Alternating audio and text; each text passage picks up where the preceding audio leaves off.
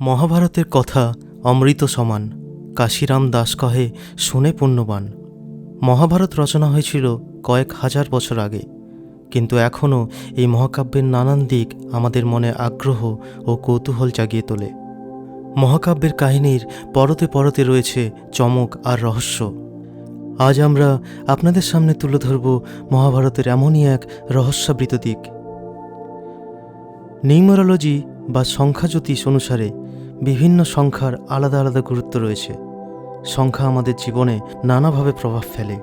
মহাভারতে যে সংখ্যাটি বারবার আমাদের সামনে উঠে আসে তা হল 18। মহাভারত মানেই কুরুক্ষেত্রের যুদ্ধ, আর এই কুরুক্ষেত্রের যুদ্ধ চলে 18 দিন ধরে। এই পর্যন্ত তো আমরা সবাই জানি, কিন্তু এই 18 সংখ্যাটি শুধু যুদ্ধের দিন হিসেবে নয়, বারবার করে ফিরে এসেছে মহাভারতে। কেন? কী এর রহস্য? কী কারণে 18 সংখ্যাটির ওপরে বারবার এত জোর দেওয়া হয়েছে এই মহাকাব্যে? জেনে নেওয়া যাক আর কোন কোন ক্ষেত্রে 18 সংখ্যাটি বারবার ফিরে এসেছে মহাভারতে। 18 দিন ধরে চলেছিল কুরুক্ষেত্রের যুদ্ধ। এই যুদ্ধে কয়েক লক্ষ যোদ্ধার মৃত্যু হয়। ধর্মের সঙ্গে অধর্মের এই লড়াইয়ে নিজেদের প্রাণ বিসর্জন দিয়েছিলেন বহু মানুষ।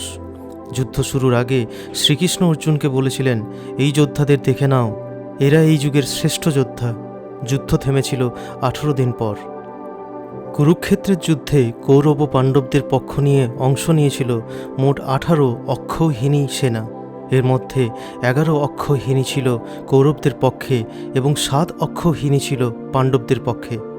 গজ, রথ, ঘোড়সওয়ার ও পদাতিক সৈন্য নিয়ে মোট 2,18,700 সেনা নিয়ে তৈরি হয় এক অক্ষৌহিনী সেনা। ব্যাসদেবের রচিত মহাভারতে মোট 18টি পর্বের উল্লেখ পাওয়া যায়। যে 18 পর্ব নিয়ে মহাভারত রচিত সেগুলি হল আদি পর্ব, সভা পর্ব, বন পর্ব, বিরাট পর্ব, উদ্বেগ পর্ব, ভীষ্ম পর্ব, দৌন পর্ব, কর্ণ পর্ব, শল্য পর্ব, সৌপ্তিক পর্ব, স্ত্রী পর্ব, শান্তি পর্ব, অনুশাসন পর্ব, অশ্বমেধিক পর্ব, আশ্রমবাসিক পর্ব, মৌসল পর্ব, মহাপ্রস্থানিক পর্ব এবং স্বর্গারোহণ পর্ব।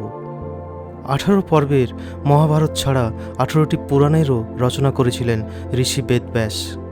কুরুক্ষেত্রের যুদ্ধ শুরুর আগে অর্জুনকে গীতার জ্ঞান দান করেছিলেন শ্রীকৃষ্ণ। গীতাতেও রয়েছে 18টি অধ্যায়।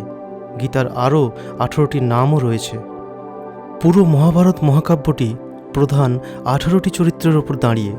মহাভারতের এই প্রধান 18টি চরিত্র হলেন শ্রীকৃষ্ণ, ধৃতরাষ্ট্র, ভীষ্ম, দ্রৌণ, কৃপাচার্য, শকুনি, দুর্যোধন, দুঃশাসন, কর্ণ, অশ্বত্থামা, কৃতবর্মা, যুধিষ্ঠির, ভীম, অর্জুন, নকুল, সহদেব, দ্রৌপদী এবং বিদুর।